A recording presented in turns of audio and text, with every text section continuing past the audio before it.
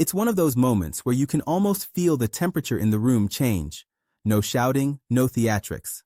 Just a quiet pause, a steady voice, and suddenly Washington is being reminded of something it spent years taking for granted. Today wasn't Canada reacting. It was Canada asserting itself, calmly, confidently, almost daring the United States to actually listen. I'll give you a concrete example with respect to aluminum, which is that in effect, Canadian exports of aluminum to the United States saves the United States the equivalent of 10 Hoover dams of electricity. This is just sensible for both countries. But in order for, and there are many other examples of where working together makes the two economies, the three economies in the case of CUSMA, stronger. But in order for the United States to have those advantages, we need secure market access, and we need stable market access, a return to a degree of certainty. So we need a structure that aligns the incentives across both sides of the border, particularly on the American side, that will provide consistency of that market access. There are many, many opportunities to grow our economies together, and I haven't touched yet on emerging strategic sectors, critical minerals. We're talking about the Ring of Fire today.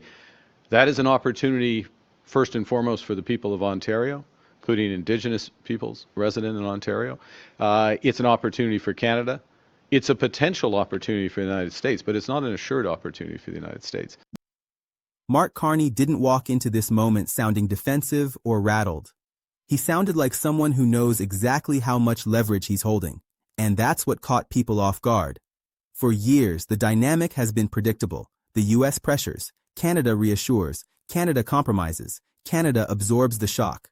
But this time, Carney flipped the posture without ever raising his voice. He didn't accuse, he didn't posture.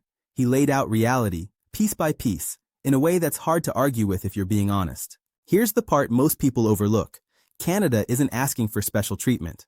It's pointing out that the American economy already depends on Canada in ways that rarely get acknowledged publicly. Canadian energy doesn't just cross the border. It keeps American cities running.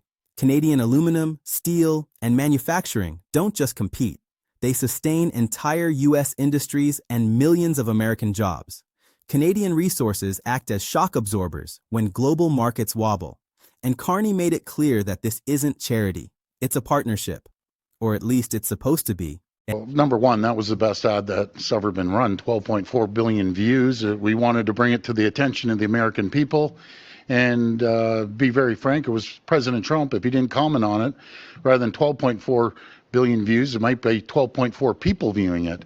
But in saying that, our intention was to bring it to the attention of the American people through the greatest president that ever lived. That was Ronald Reagan. Protectionism does not work. We're their number one customer. They're our number one customer. We need to work together. We need to put that AmCan fortress together, and we're going to be stronger. It's as simple as that. President Trump came out the first day and said, if I was Canada, I'd run the ad too. And the little bird whispered in his ear, and the next day things changed. You know something? I'm in a very different position than Prime Minister. I respect the Prime Minister. He has to sit in front of President Trump. It's easy for me to sit back and say that, and it's a lot more difficult when you're the front line guy that's negotiating with him. That's how I feel. We did it at a fraction of a cost, and my goodness, it got people's attention. Simple as that. So it was a great ad. Just to follow up, Premier, since you're there, I mean, Prime Minister Carney kind of made a face when you said it was the greatest ad ever. It was. I'll maybe get him to weigh on that as well. But by not backing down, are you putting your own interests ahead of people in the sector? In what sector? I believe you just can't roll. You can't. I'm in a different position. I'm not speaking for the Prime Minister. I'm speaking for the people of Ontario. We're getting hit the most out of any single province in this entire country. He's attacking our steel industry, attacking our automotive sector, attacking our manufacturing, our pharmaceutical, our life sciences. I'm not going to sit back and roll over and not fight back. to protect the people and their jobs of Ontario. It's as simple as that. That's my job, to protect the people of Ontario. I'm going to continue fighting to make sure we get a fair deal with the U.S. I can tell you one thing. I talked to God. I'm going down to sign a deal with the governor of New York tomorrow. I can tell you, I talk to governors almost every week, almost every single day, a senator or a congressperson, Republican or Democrat. Even Republicans say they don't agree with the deal, but they're too scared, except 4 of them that crossed the floor to vote with the Democrats about 3 or 4 weeks ago. So I'm gonna fight like I've never fought before to protect the communities in Ontario, protect their jobs, and protect the people. It's as simple as that. And then he delivered the line that quietly reframed everything. Canada will continue strengthening North American supply chains. Canada will continue building shared prosperity. Canada will continue being a reliable partner, but only if the United States behaves like one. No chaos, no punishment politics, no economic bullying disguised as negotiation.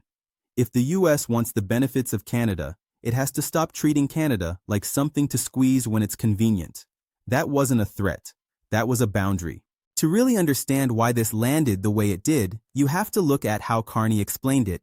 He didn't rely on vague principles. He gave specifics. When he talked about aluminum, for example, he pointed out that Canadian aluminum exports effectively saved the United States the equivalent energy output of 10 Hoover dams. That's not rhetoric. That's math. That's infrastructure. That's cost savings embedded deep inside the American economy that almost never makes it into political soundbites. And here's why that matters. When trade disputes turn emotional, facts like that get buried.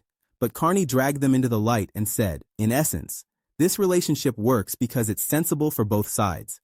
Not because one side is doing the other a favor, but because integration makes both economies stronger. And then he added the condition that changed the tone completely.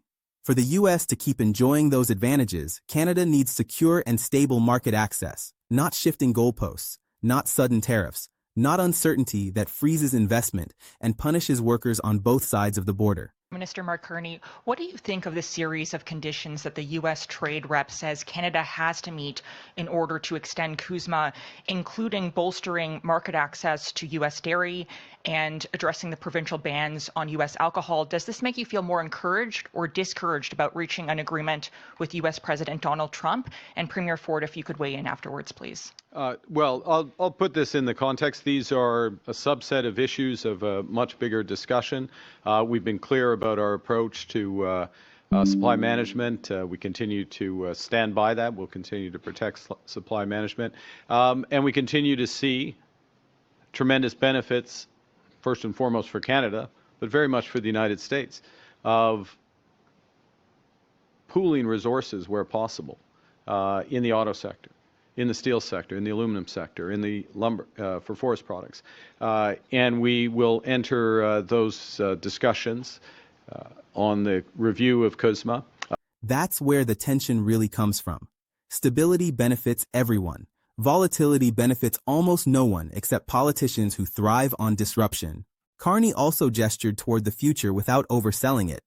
Critical minerals, emerging strategic sectors, the Ring of Fire in Ontario. These aren't just buzzwords, they're long-term assets in a world scrambling for supply chain security. And Carney was careful to frame it correctly.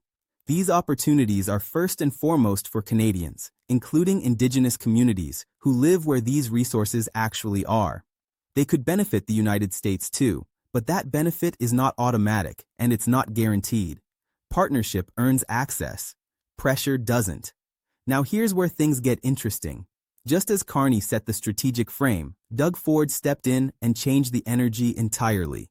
If Carney was calm steel, Ford was blunt force. And instead of undermining each other, the contrast made the message stronger. Ford didn't apologize for the ad campaign that rattled Washington. He didn't pretend it went too far. He leaned into it. He called it effective. He called it necessary. And he made the case that Canadians deserve leaders who are willing to call out hypocrisy instead of smoothing it over for the sake of temporary comfort. Ford even acknowledged the irony that gave the campaign its reach. The attention didn't come despite Donald Trump. It came because of him. Ford joked that without Trump commenting on it, the ad might have reached a dozen people instead of billions. That's not just bravado. It's an observation about how modern political influence actually works. As we continue to stare down President Trump's tariffs and ongoing economic uncertainty, I'm just so pleased to be here today with Prime Minister Carney to celebrate a true milestone on our mission to unleash our economy, create jobs, and build nation-building projects. When Prime Minister Carney took office, he promised to do things differently. He promised to work with provinces and territories to eliminate federal duplication so we can get shovels in the ground sooner, to create jobs and opportunities for workers in every part of this country. Today, Prime Minister Carney has kept his promise. And Prime Minister, I want to thank you on behalf of the people of Ontario and on behalf of the people of Canada. It's a time when President Trump is taking direct aim at our economy. Every second counts. We need to move at speeds we've never seen before to build a more competitive, more resilient, and self-reliant economy. Together, we're creating new opportunities for Canadian workers in every part of the country.